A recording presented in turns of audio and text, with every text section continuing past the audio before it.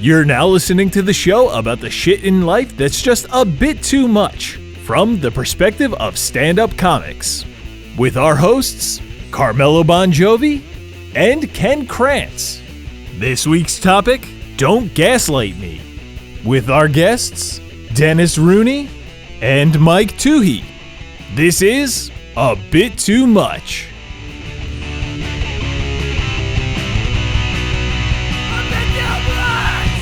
Oh, this is kind of a cool thing, is I've always heard the term. So the term gaslighting, right? It's like a term, it's something I wanted to talk about on the show. But then I also was like, I always heard that term started with this movie. I don't think most people know that. Okay, it did start with this movie. Yeah, so gaslight, because of the sort of plot points in the movie and what the male character does to the female lead and the way he manipulates her, that is where gaslighting came from. Yeah. So, so we can just get into it. Like the plot basically, right, is the main female lead. Her aunt dies, who's a singer. She wants to go be a singer. Here's first red flag. She meets this guy 2 weeks later. He's like, let's leave Italy, because she goes to Italy to study to be a singer like her aunt, right? Yeah. He's like, let's leave Italy. You don't need that career anymore. And she's just like, okay. I do like how they handled trauma back in the day, where they're like, oh, you got to leave the country. Yeah. You can't be anywhere also, like, near for where an this aunt happened. dying. Yeah. It wasn't even her mom. She had to leave the whole she looked insanely depressed, right? Like, when they open on her, she's just like mourning the death of her aunt. She's like comatose. Her aunt raised her though. Like it was right.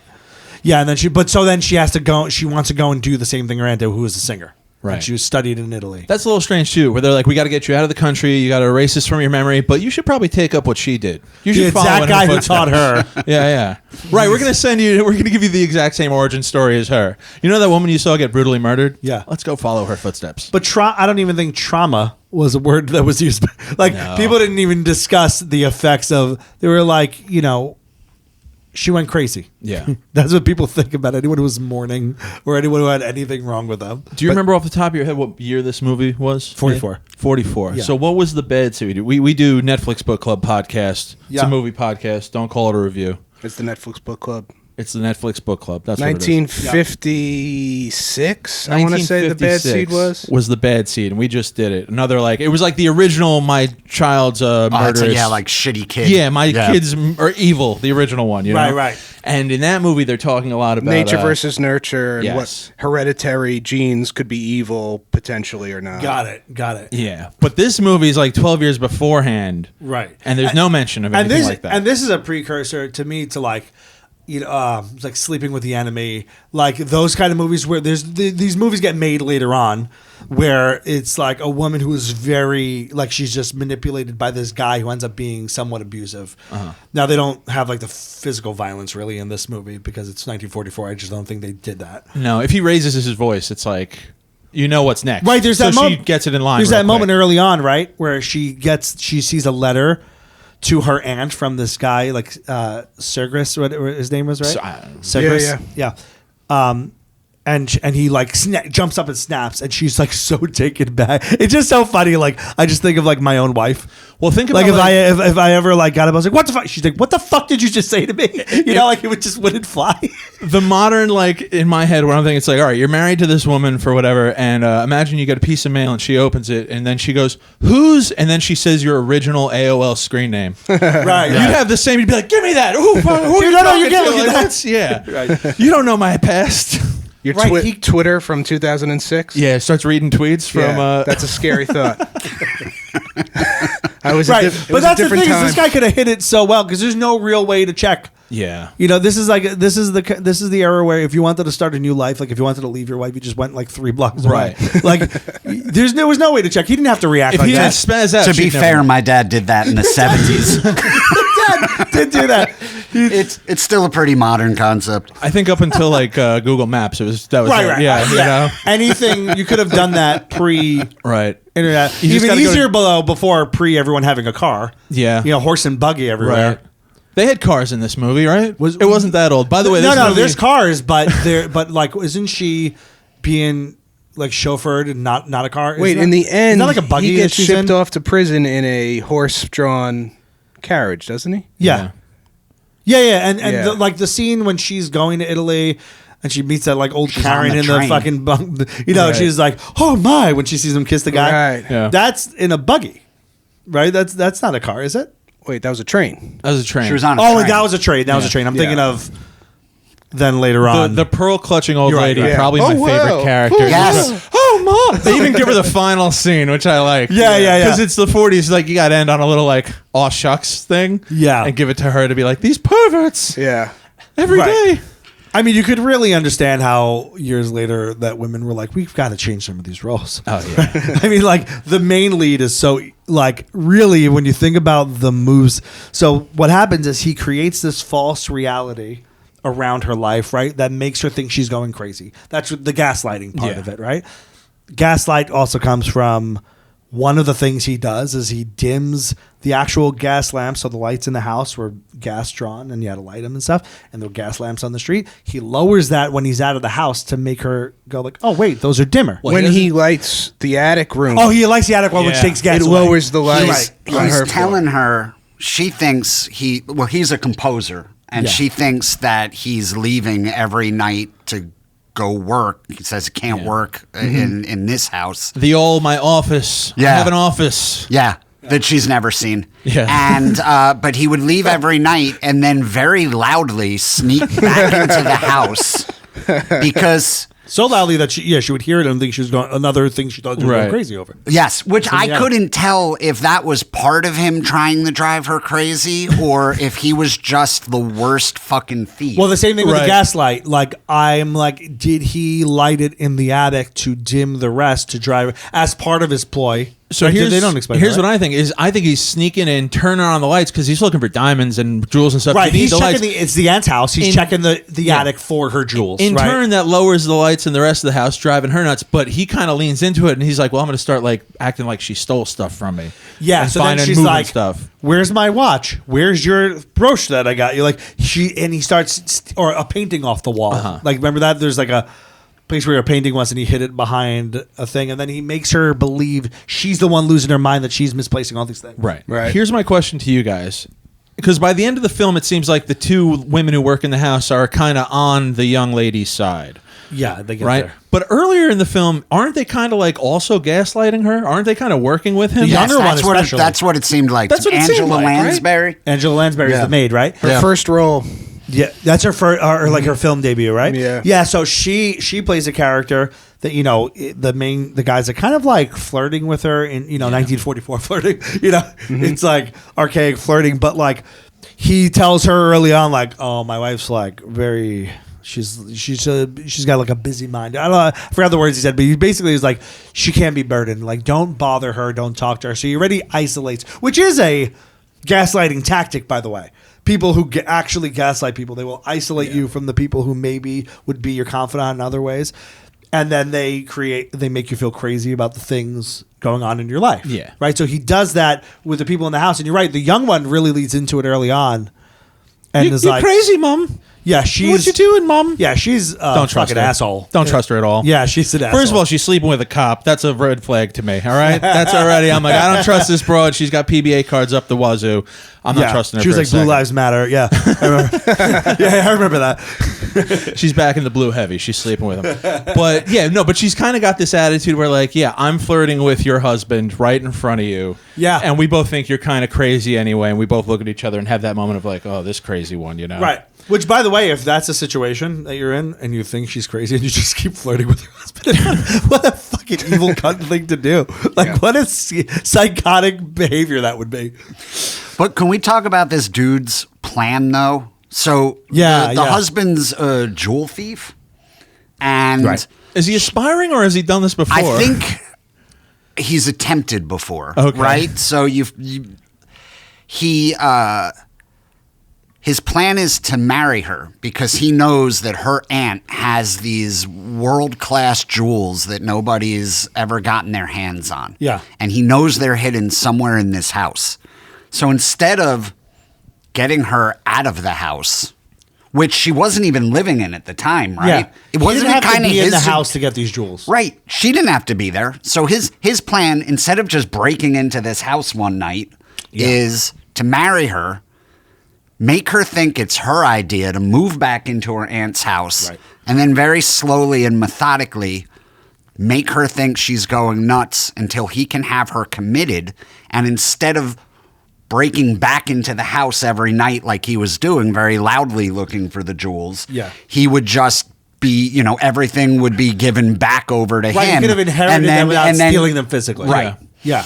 And then he could have looked for the jewels, during the daytime. How about this one? Hey, sweetie, we're going to move to this house of yours. Let me go there for a month ahead of time and get it fixed up. Yeah. Now you got the whole house to yourself. Right. You go through it Right. on time.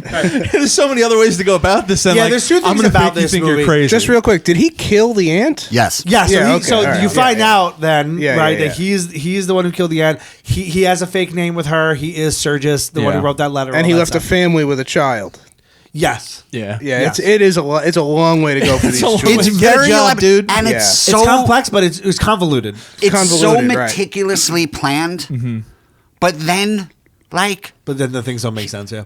but then he doesn't even he snatches that letter from her and convinces her that it was a blank piece of paper, but he keeps the fucking letter so she can there was so much planning that went into it, and then he was so sloppy. Is he a genius or an idiot? I think that's the question, right? So I'm thinking of the audience in 1944, and I think they rely a lot on a culture of don't answer your husband back. Right. Oh, Because yeah. if you think about it, who they to make this believable, it's like you would believe your husband if he said all these things to you. You wouldn't look to her shit either.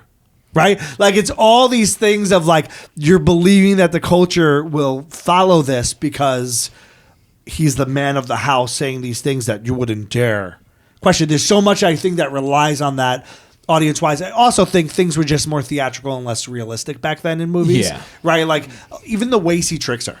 He's takes something like a piece of jewelry out of her bag and then he puts it back in the bag later on. There's all these little things that you would just mark up to I'm forgetful. Honey, that wouldn't drive you nuts. the modern days, honey, every night when you leave for your podcast studio in the city, I noticed that the internet seems to get throttled, and I hear someone doing something in the attic, watching Netflix or something. Yeah. It's then you come back 2 hours later in a much better mood. Yeah, and then I go in and change all of her passwords. Yeah, I think gaslighting. Yeah, you must be going nuts. I think and she's we all- no, everyone forgets their passwords. Yeah, that's true.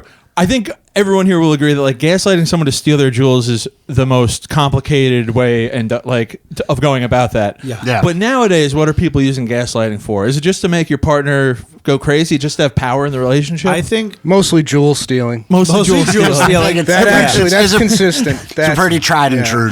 Everyone's got that one Karen in the neighborhood who's like, "Oh my," there's all these things are actually happening. But part of the thing though, I think with modern gaslighting, it's not only relationships.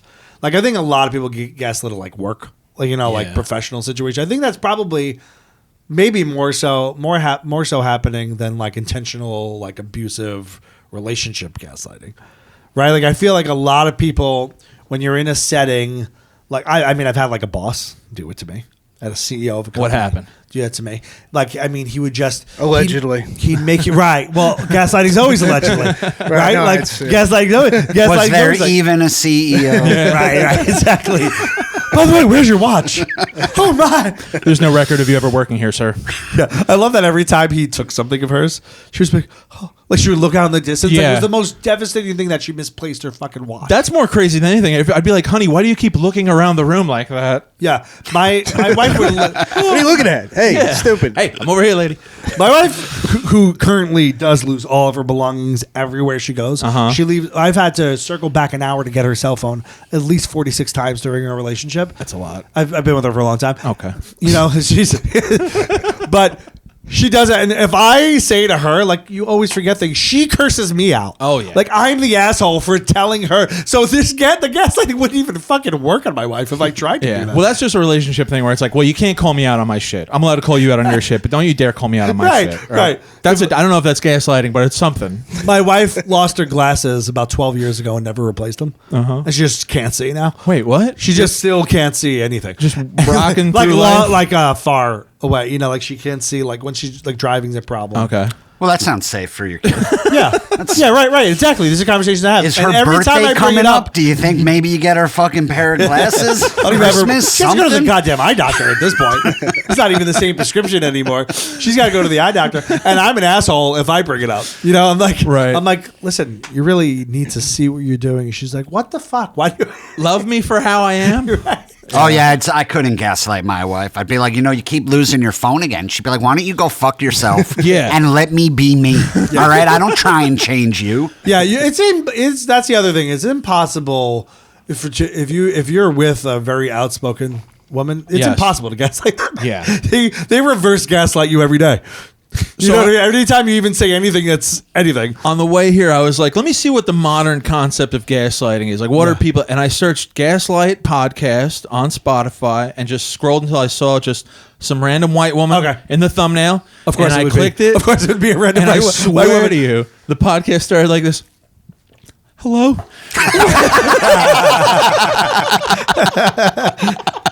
Like a shaky voice. Hello? This is Lauren with the Gaslight and Abusive Relationship Recovery Podcast. Yeah, do you think she had been crying for an hour, or do you think or do you think the camera went on and the mic went on, and then I mean, it's like when people cry on TikTok. Yeah. You know, they're like, this thing happened to me, and then they're crying on TikTok. You're like, you had to set up the goddamn camera. Right. You weren't crying during setting up the camera. You had to turn on the ring light. Like, there was a lot that went into it. I saw one of a nurse who, like, lost a patient, and she's just in the hallway as if there was a random camera there, fucking on her knees crying. I'm like, you set up your goddamn camera to get this thing. This is a very put-on thing. I haven't seen this. This is out there. We have different TikTok. Yeah. Most of my TikTok is food. Women crying? Food, sorry. Most of it's food, women crying. A lot of women who spoil dinner crying. Oh, no. Likes to... Yeah, combine the thoughts. Yeah, I am the main character from this movie. But I feel like what you're saying though is like you kind of have to start with a weak person or a person with no confidence. You certainly. You're not gaslighting a modern you have East to Coast be a woman. master manipulator. Yeah, because you could probably do this. You certainly could gaslight a strong-willed person, but you've got to be really fucking persistent. Bring that A game. Yeah, like the guy I'm talking about, a former boss of mine. I mean, he's a legit psychopath. Like, I mean, this is a guy who's done this. You talk to like people throughout the years of knowing this person. He's just done this, and it's a kind of thing where you like set. And I had an ex-girlfriend who also. So I think there's different types too. Like I had this boss who certainly was intentional. I also had an ex-girlfriend who was like, I don't even think she meant to. She kind of was out there, and I think that she made me feel like I was crazy. Anytime you hear anything enough, like if someone just tells you you're fucking stupid every day, you're going to eventually believe you're stupid to a degree. Mm-hmm. Right. You just hear it too much. It will, no matter how fucking strong you are, it will plant a seed in your fucking head. Yeah, of course. Are any of you either closer to knowing what happened with this CEO after that explanation? There is a CEO. I think you can what you said. He's gaslighting us, I'll right? let you gaslight all three. He's doing the weave, man. He's going all over the place to avoid the question. Well, I'm being a little careful with details. Yeah. Gotcha. They do say most CEOs are psychopaths or sociopaths. Oh, for sure. Like the population of CEOs, they all have this. Yeah, so I worked in advertising for like 16 years. I was a creative director for a long time, and you know it's weird because it's like a semi-creative job, but it's really just a corporate job. It's the disguise like you're like, oh, this is a super creative job. You get to create these ads, you get to do all this stuff, but it's like all corporate, right? Right. So kind of the industry itself is almost like a false promise, right? If you're a creative person, designer, writer, whatever, right? So I worked for this guy, and he had, in my opinion. His opinion would be different, obviously, but it might be just bad taste in like creative. Right? He wasn't a creative guy; he was a business guy, right? So that's the basis of him wanting different stuff than a lot of the creative people in the organization were giving, right? But that's fine; that's business, right? You say no to shit. But he would do this thing where he would retroactively retell you conversations you were in with different details, and there would be 4 people in the room. Yeah. All when he would leave, all go, "That's how it happened, right?" Like it does make you feel crazy because this is a successful, smart guy. Yeah. Very intelligent guy. Was this a guy who avoided paper trails, emails, texts, that sort of thing? 100%. This way he could be like, yeah, This there is a you guy- go, because he knows Like he's full of Paulie shit. from Goodfellas. And now, granted, he's older, so it's kind of natural. Like he was much older, so it was kind of natural that he was that way anyway because he just wasn't a guy who grew up with that much technology, I guess. But meetings on an elevator is a little weird. Yeah, you know what I mean? Yeah, any place that can't be bugged. Yeah.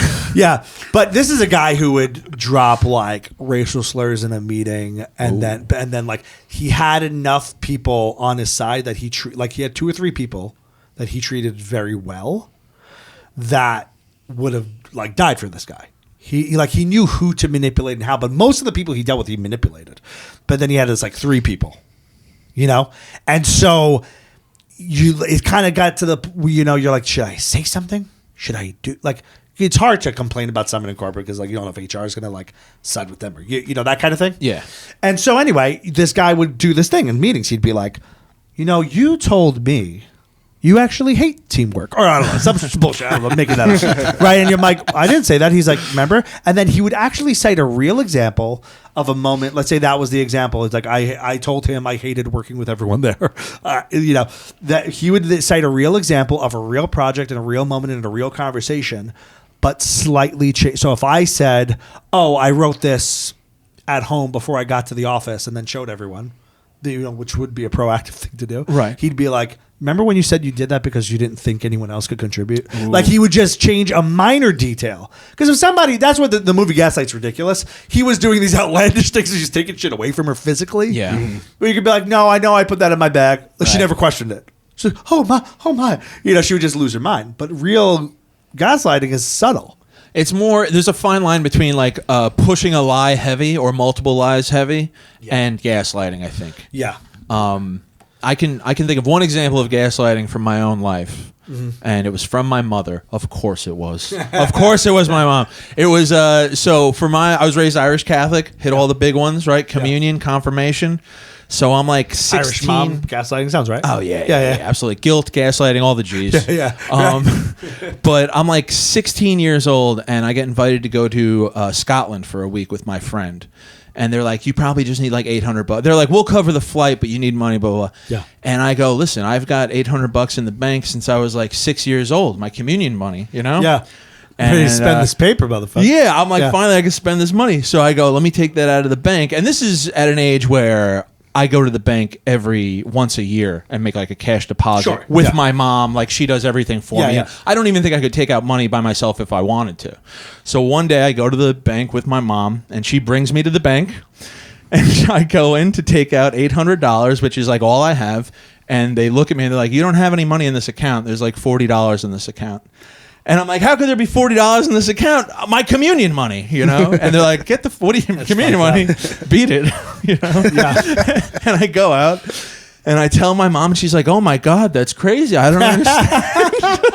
But she took you there. Like she knew there was no money in there. Fucking drove you there. And well, this is the thing about people who gaslight. If you catch them in it, did they forget and did they mess something up, or are they gaslighting you? Yeah, you don't. Especially when it's your own mother. It's like, how do I? All right. So I go home and I'm stressing about it. I'm in my room and I got my little like checkbook that I didn't even think to check. Every time you make a deposit or withdrawal, they stamp it.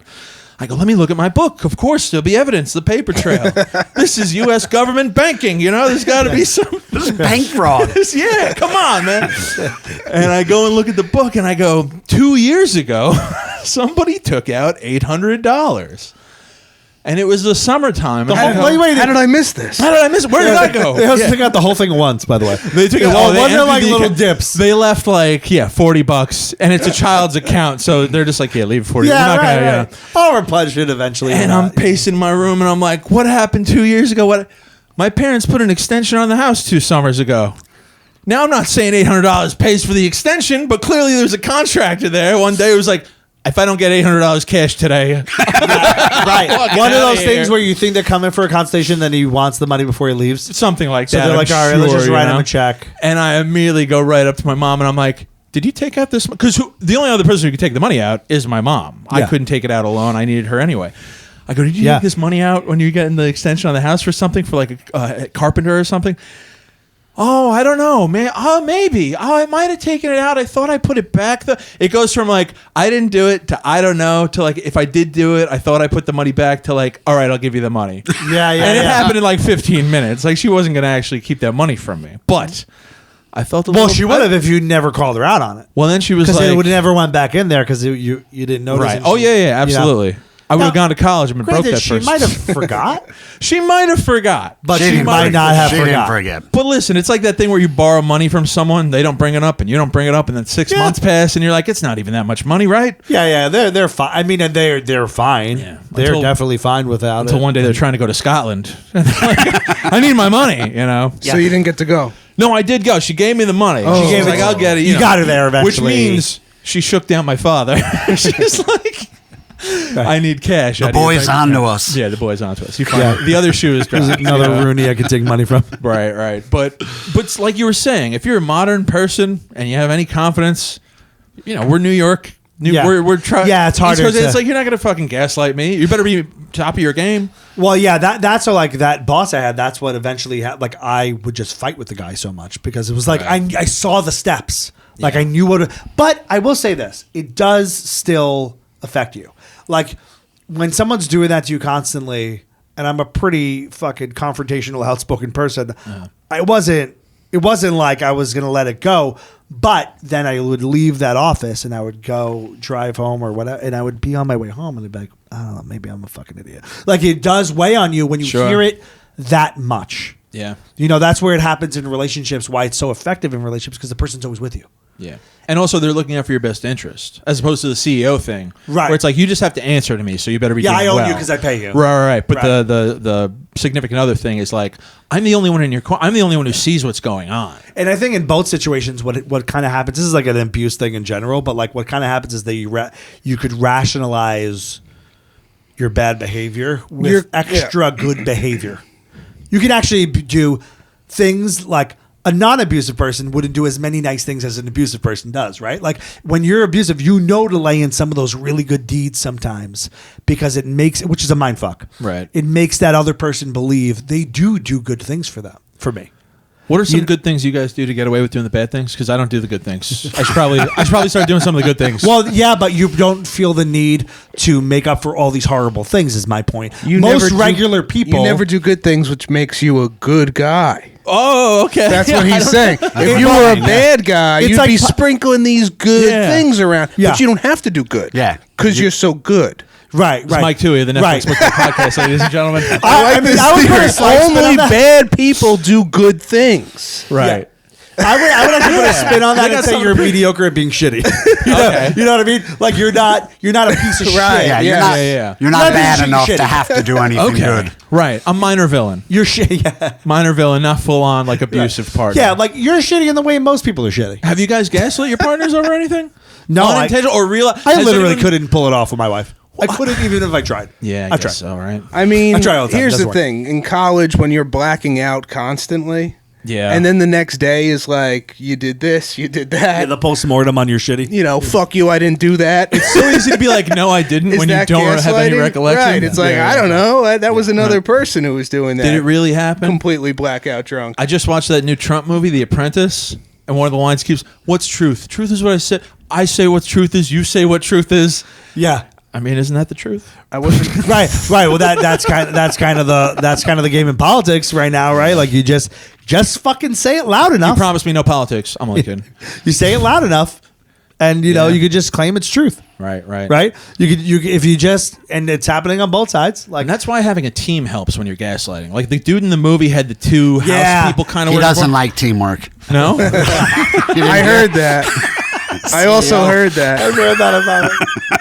I've heard you're anti-union, anti-teamwork, anti-union. I like his CEO's like, remember you said the team failed because Mexicans are lazy? And I was about to say, no. He said that you're building a wall with this team. All right.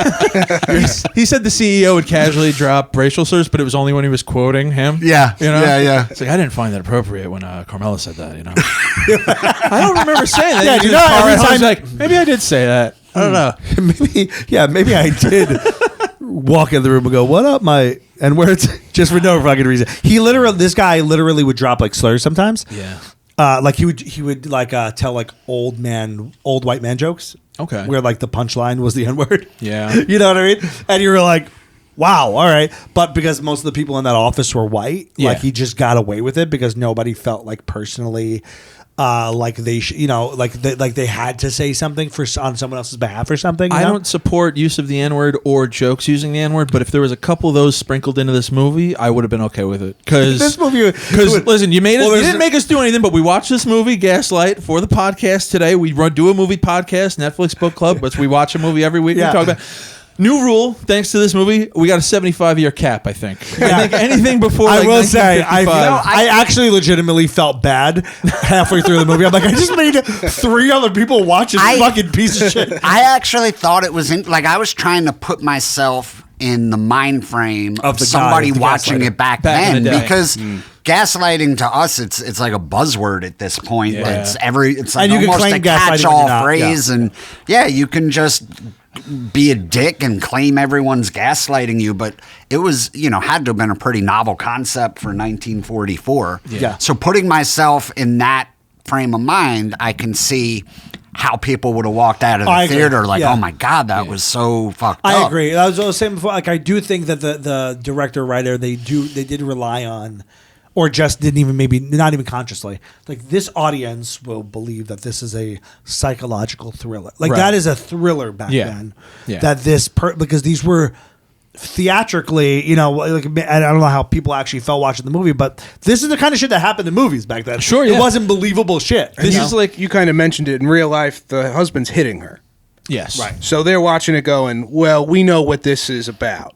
They've softened it up for a movie. When he jumps up and rips the letter out of her hand? Yeah, and he doesn't backhand her. Movie wise, he backhanded her. Sure. Right, but the audience is like, no, we know that that's actually him hitting her. They can't show that because of like morals and stuff of 1944. Yeah, you couldn't even show them laying in bed together. You didn't have any. Right, exactly. Yeah, there was a lot of things. It's more of a theatrical thing. It's not that I didn't like the movie. I don't want to say that because it was a good movie, and for its time, same thing. You got to think about it when it came out and like how people are receiving it. It won some Oscars. Yeah, it won 2 Oscars, I believe. But it's just like it gets to the culmination of the movie, and the young, handsome, dashing detective is there, and he's starting to pull back all the curtains, and he gets this guy, and he throws him into the other room, and he's like, all right, a little action. Let's see this guy beat the shit out of him. Oh, yeah. And it's just behind closed door, bang, pow, boom. I'm like, God, a bunch of other cops right in the room. Something, Yeah. It's just, because nowadays they make this movie, and this guy's like a bloody pulp at the end, Yeah. But she's even like, so they have him tied up in a chair. And then she says to the detective, I'd like a few moments alone with my husband. Right. And I'm waiting for him to say, what are you, fucking crazy? I'll lose my job. But he's like, oh, here you go.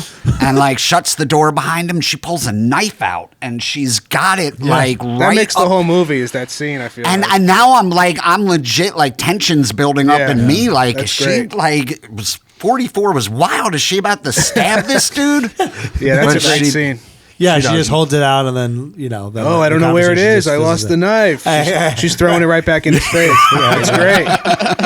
But not for nothing, I like to pick some things apart that are really neither here nor there. Yeah. Mike always has gripes with movies where you just go, I didn't even think, like, why would that bother you? Right. All right, well, first off, the jewels are in the most obvious place of all time.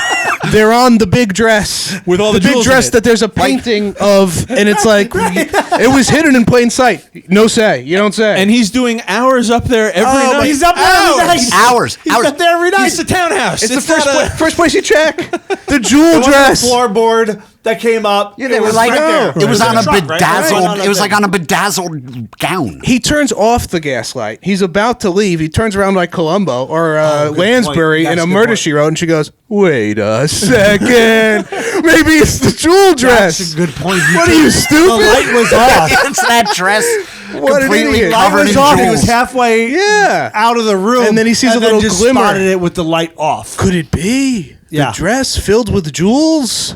You see like an old newspaper clipping of the ant with a picture of the dress. Like Italian singer buys jewel dress. Italian singer spends thousands to get jewels embedded onto his famous dress. That she keeps in her attic. Strangler's still at large. That was wacky. You got to say that's wacky. And one other one, which was a little moment, has nothing to do with gaslighting, but she's going to learn to sing, take the steps of her mother or aunt or whoever in Italy, but she can't sing anymore because she's getting too happy. because she's in love. Oh yeah, she can't sing tragedy. I love this. Yeah. It's like if you were just sadder, when you had that grief of the dead relative, you were a hell of a singer. The instructor felt like he was going to swing on her at one point. Right. It was like, you suck. You were my best student, and now you're getting happy. No, you're getting happy on me. Yeah. So funny. So this guy strangles her aunt who raised her.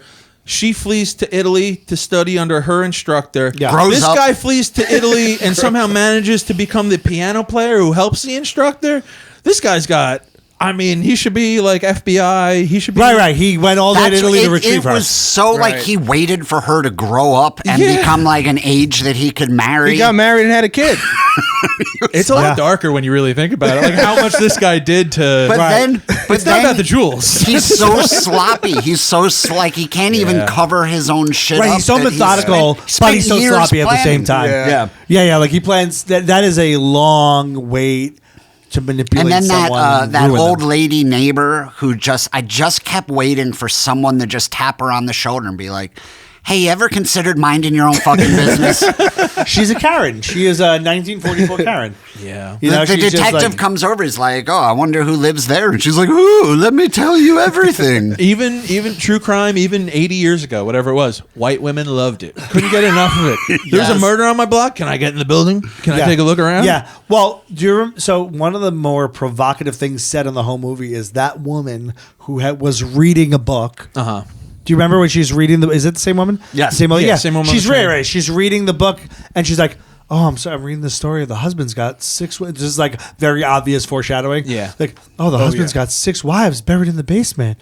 I love a murder. Mm-hmm. Right? So she like sets, that's like a sort of like foreshadowing thing for what's about to come. But like saying 6 women were murdered and buried in a basement is much more intense than anything that then follows in this movie, right? Like nothing, but that was their...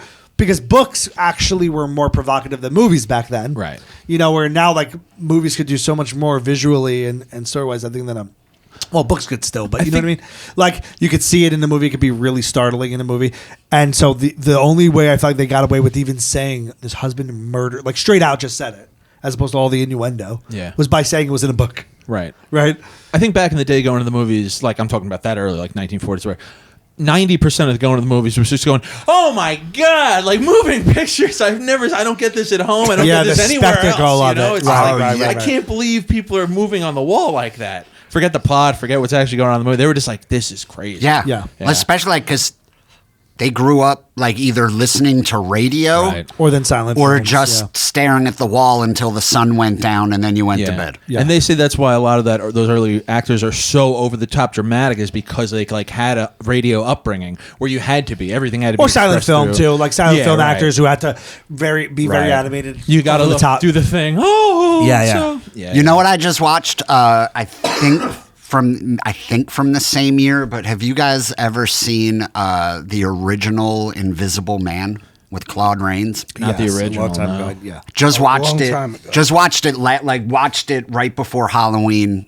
My wife and I were just looking for an old horror movie, and it had some of the same. Like there was another one of these like old ladies that couldn't mind her own fucking business. I think that was just a trope back then.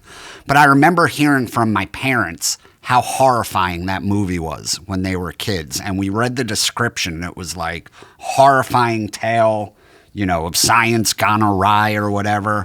And we watched it, and it was the least horrifying shit. Yeah, sure. But it was, this guy he's invisible from the beginning, and he spends... It's like a floating hat? Mm-hmm. Yeah. Well, when you see him unwrap the bandages over his head and there's nothing there, you're just seeing through to the wall. I'm sure audiences in the 40s shit their pants. What the fuck? That had to have been horrifying. But that one scene aside, he spends half the movie. It's like he's like a nuisance. Like it's not hard. Like I was calling it. We were calling him the invisible jerk. Right. Like, Yeah. Like he was invisible and he would have to be naked, but he would run out like into the square and just annoy people. Like, oh, you like this hat? Well, now it's in a lake. Right. So, enjoying that soup. Now it's on the floor. The spectacle of seeing the thing fly without anyone touching was the whole he knocked thing. the guy off his all bicycle. He picked the bicycle up and threw it. But it was almost like if the Three Stooges were invisible. Like it felt like at one point he pokes a cop in the eye, yanks on his tie and picks up like ink, like pen ink, and throws it on his face. If Dennis the Menace became invisible, it's him running around. I never saw the movie, but I did read the original book a long time ago, and if I remember correctly, that's a big theme in it. Is he's like a mad scientist, but he's also a dick. Yes, like he's rude, and the townspeople end up en masse. They get numbers on him, and they beat him to death. I think. Because he's just fucked with everybody to some degree, and it's like that classic thing of like, oh, the whole town got together and killed this guy. Does anyone have any witnesses? It's like, nope, nobody saw shit. Yeah, the Invisible Man, nobody saw shit. It's invisible. This is like the plot, like if an 8-year-old was invisible, an 8-year-old boy was invisible. That's what he would do. He would just prank people. All it did was make him invisible. It doesn't explain how he gets from town to town in different parts of the country within minutes. There's one guy. At one point they have him surrounded in a farm, and all of a sudden, like somehow he has super strength. Like you just see a guy who's clearly a mannequin, like he's standing there 1 second by a fence, and all of a sudden you just see him get yanked and thrown over the fence, and you're like, it's fucking Claude Rains. The guy looked like he was 5'4". He didn't just throw this big goon over. Anyway, I know that's got nothing to do with gaslighting. I just don't know when else I'd be able to squeeze this in. They gaslit the audience into thinking that a squirrel of a man could do that. You know what I mean? Just becoming invisible also makes you super strong. Not the case. Right. Because I was thinking about like, what are the moments like I feel like I've been, because like, obviously the things in the movie are so over the top. They're ridiculous, right? And real gaslighting is, I said this before a little bit, but like sometimes I feel like you can get gaslit and it's like unintentional because the person's fucked up in the head, right? Is that gaslighting now? It's like it's the whole what do they call it? Evil versus just stupid. They use bigger words, but never construe something as malice as opposed to incompetence. Right. That's what they but say, it can right, but it is still fuck up your life. So for example, it could still fuck up your life. Right. You're right. It's like I dated a woman who was horrible. She was just fucking horrible in so many ways, but at the same time, it's like she was so fucked up, which is what I like got to learn. Is like, and you often didn't know, like, is she? And I'm not the only one who felt like this. I knew this person, but like, is she manipulating me into thinking these things, or does she just so like the changing the details of a conversation? I think she actually may have believed that those details were different in the conversation because you have a thing where like people who are super anxiety driven will just like overthink and they might implant their own impression onto the story post. Mm-hmm. As opposed to like that boss that I was talking about.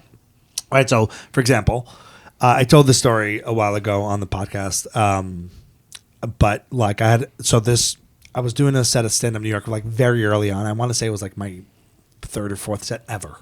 Right. So a very long time ago, she came to the show. So her first time seeing me do stand-up, she brought some friends, which, by the way, if you know stand-up, you're like, don't go see them on their 4th show.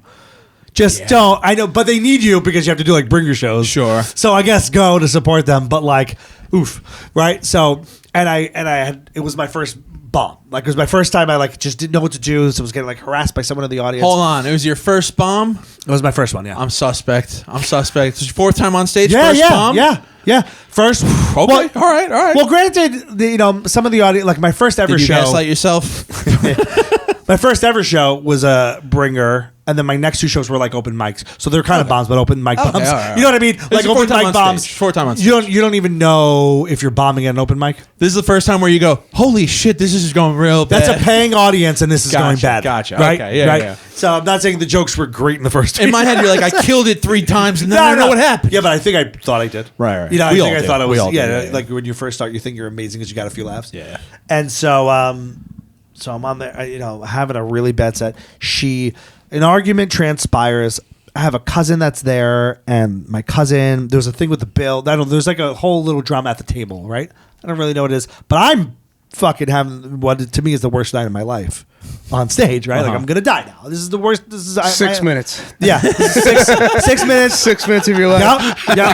I believe it was 7. All these years later, you're like, I still wake up in the cold sweat. He'll shake off the bad, really bad one. Doing an episode about trauma, he's like, I got the story. Yeah. It's in a support group with someone that lost their family. Now she's in a fire. like a jealous person, right? She's a person that like if she even sees you looking at a woman, it'll be a thing for like 3 days. She'll talk about it. Oh, so I get off stage, and the host of the show said something to me along the lines of, she said something like, "Oh, just like go, like shake it off." Basically, she was like, "Go home and get a blowjob" or something like that. That's what she said. She says that as my jealous ex-girlfriend is coming out of the room, and all she heard was blowjob, and I think saw red. Yeah. Now I didn't know how to handle her. She was already a nuisance in my life, and I was like scared of her in a way. And I see her come out as I hear the host say this to me, and they're like, maybe like we're not farther than like we all are from each other right now. And I don't know why my instinct was just leave.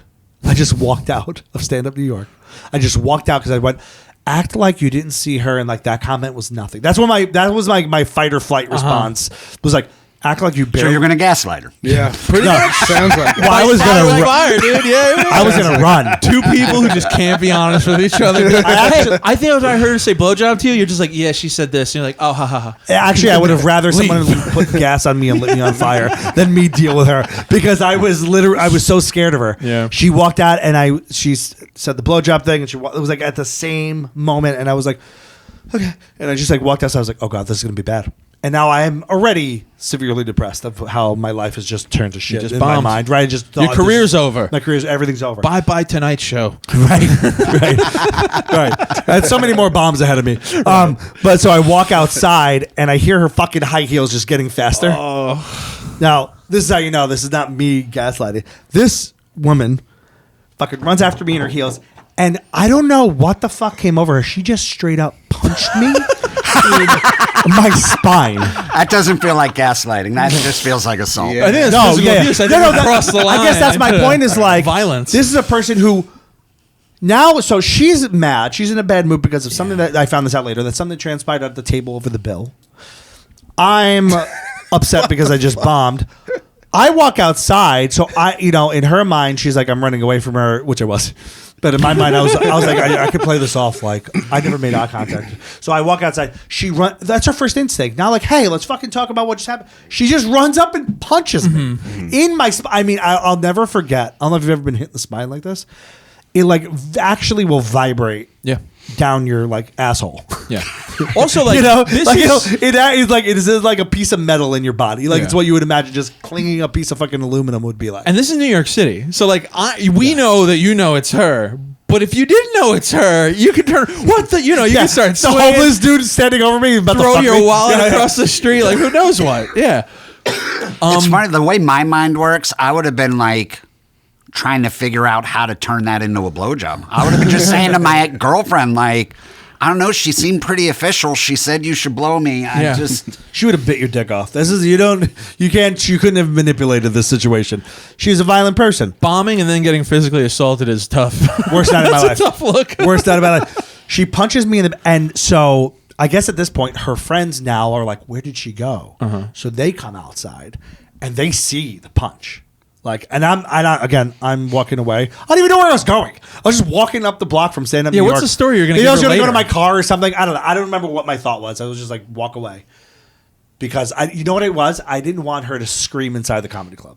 Good call. Right, that was actually my thought. Professional. Because I know who she... Well, you know what it is? I knew her, and I knew that she had no problem causing public scenes. That, like, I've been in a situation prior to that where a waitress seemed too flirty for her, and... we have a scene in a restaurant. So I think my actual instinct was like, walk away and deal with this outside.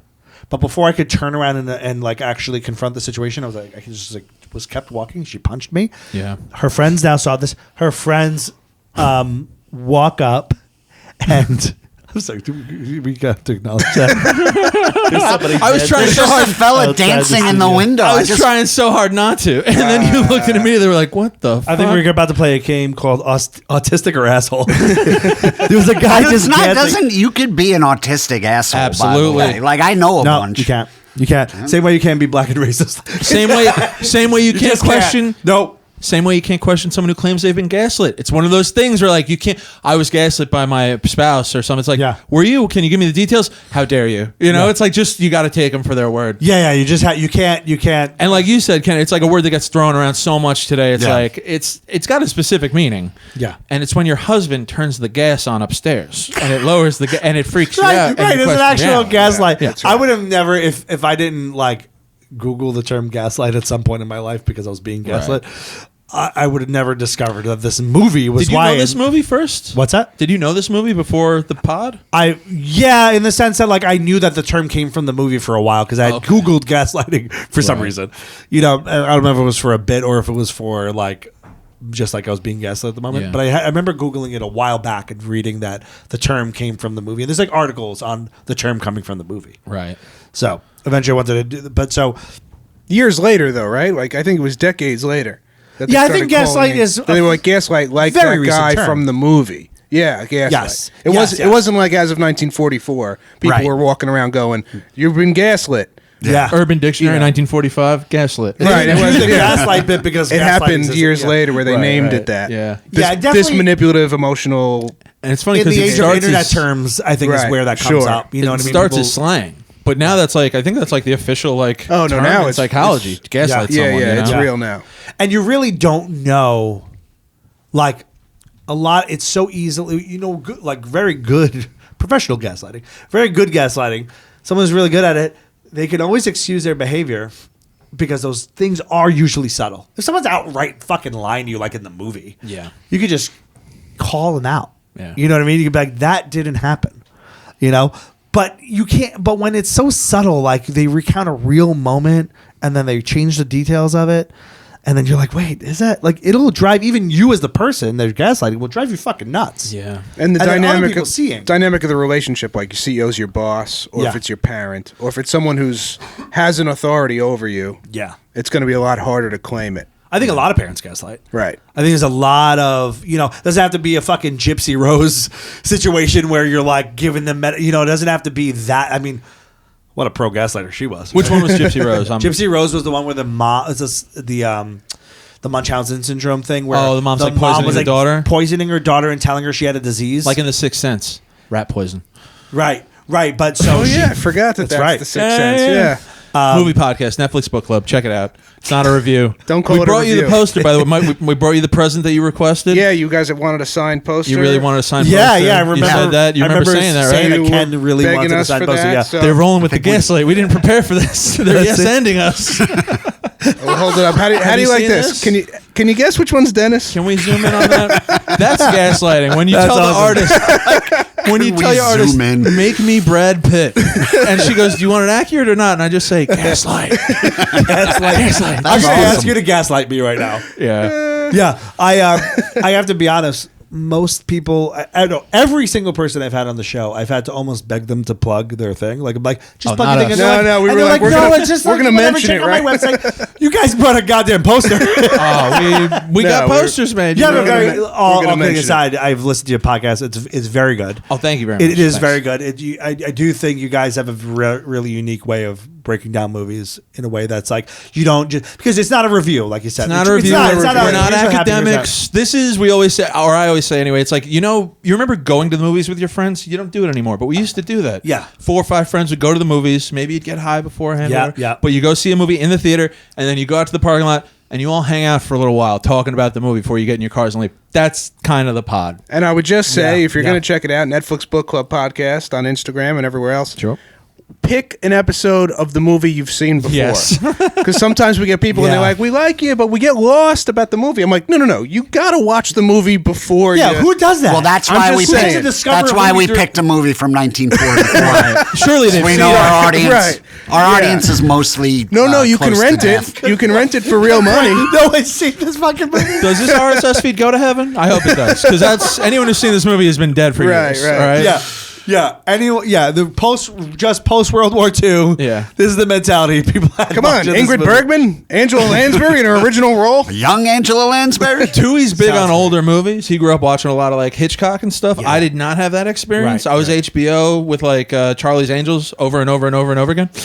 It's the only fucking movie they showed for like 3 years. Lucy Liu? But he said to me, Angela Lansbury's first movie. Could you believe it? And I was like, who? The Pillsbury Doughboys mom? Like, I have no idea. What I was like, Murder, She Wrote. He's like, I've never seen an episode. I'm like, whoa, I don't know. crazy. What was your favorite movie to unpack? Favorite movie to unpack? Yeah, Well, what for was the like your pod? favorite episode? Yeah. That we've done together? Well, favorite episode's different than favorite movie because a great movie is you don't have as much to make fun of. Not that we're ripping them all apart. Yeah. But There's not much a bad movie. So like, what was the most fun you had? There's a movie called Snowman. Oh my God. Michael Fassbender. Okay. Have you ever seen it? I think so. It's like a horror movie. Almost It's like a a horror thriller, movie, horror. action. It doesn't know what it is. At points, you think that there's going to be a snowman with a knife. Yeah. Like it's wild. It's A woman ambitious. plays twins. Yeah, they bring her back in the next scene. It's my twin sister. It is so bad, but ambitious.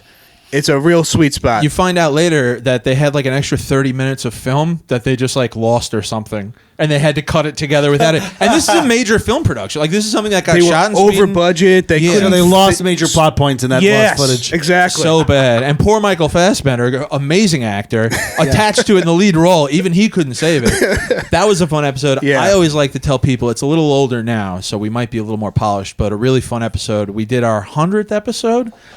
Now, originally, we would only do movies that were streaming on Netflix. That was our policy because everyone has Netflix or had it at the time. Since it's branched out a lot, now we'll just watch whatever. We try to do thematic months or whatever.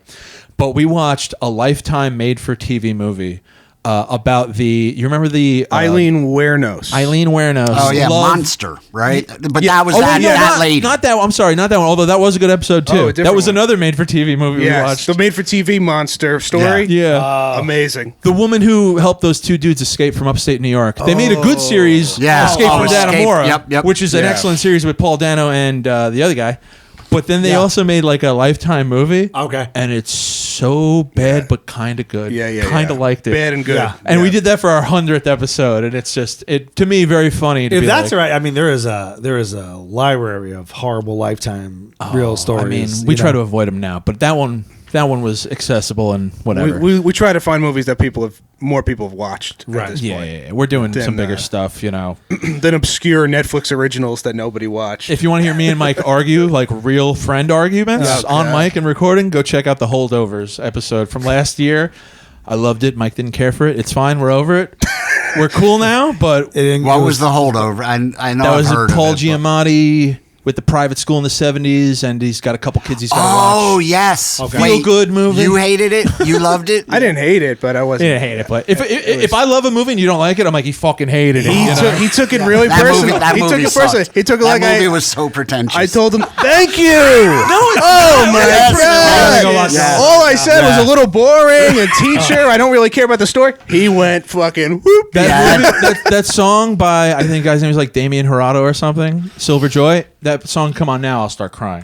All right? Pretentious, says who? Emotional. That dude was way too He said it invested was a in his feel-good job. movie. I'm like, Nobody feel cares about that good. job Isn't that any much. emotional movie a little pretentious though? Because just the fucking audacity to go, we're gonna make motherfuckers cry, like purposefully sad movies are all a little pretentious, even when they're done really well. Yeah. We'll give the lady a dying kid so she could grab an Oscar nom. Yeah. Oh, there's things where I'm like, I don't know if, Oh, no, I'm a She realist. won. I don't think she deserved. She was great. She but I'm won like, the Oscar. Did she win it? Yeah, not just nominated. I'd she like to won. take back my recommendation of the Holdovers. I think I said I liked her Too too. many accolades. Too many accolades. You're gonna have to clip this end part into the episode. I know. Got to go back and edit and repost. That ain't happening. No, that's definitely not happening. Luckily, we get this We talked week's earlier. You episode. don't have any interest in. We hit record, and whenever it's over, that goes up. We Yes. don't, Oh, we don't edit. My old podcast, we'd be like, "All right, that's a wrap. It's good. Put it up." Yep. Should we listen back and check We anything? all have a Toohey or all have a Krantz. You know, every pod has No, there is a little bit of editing. I mean, Sometimes once in a small while, amount, I'll small say amount. something bad enough where I'm like, all right, I actually have to Oh, pull that sure. out. You know. I would ask the guest. I would be like, "Did you say anything you regret?" And if they said yes, then I would take it out. If they said no, I'd be I like, make them good to contact go. me. Sure. If they said something that I think, well, I mean, if it, I don't want to make anyone look bad, but if they said something that's risque that I thought was good to keep in, if you reach out to me, I'll take it out. You're going to edit this podcast to gaslight us into looking like pieces of shit, Yeah. right? Yeah. They definitely don't have a movie Women podcast. aren't. Yeah, I'm gonna take. I'm gonna remove. Women shouldn't be allowed to vote. It's ruining this I'm gonna country. take out my whole story about the CEO and just have you go like, "Oh, I bet you said the N-word." Well, guys, thank you so much for coming on. It was a lot of fun. Thank you for having us on. You guys got to come nice. on the podcast. Oh, I would love Yeah, to. man, that'd be I great. would love that. That'd be great, man. Please. You could be better at choosing a movie than I was. From this century. Yeah. We'll do a movie from this century. Right. you know? Find a movie that anyone would be interested Yeah. in. Would be a higher bar than what I legitimately was watching it last night because I watched it last night and I was like, I feel bad that I just made 3 other people watch this movie because I found it. I legit found it interesting, Yes. especially putting myself in that time frame. Right. Yeah. I guess think about that too. Like it's really like it's World War II. It just fucking happened, right? Well, so they were making the movie probably during the war. Probably not. No, how long did the movie take to make? I think it was, I don't know. I think it was after. So I think there was a UK version that was a big budget movie. It's the same movie, and then this is the United States version, much lower budget. Was the UK version first? Yeah. Oh, it was okay. So I think it was a popular story, and they shot it on a low budget. That's what I mean. Wikipedia. I don't know things more than you guys, but I was able to Wikipedia things on the drive over. It's more than I've ever done for this show.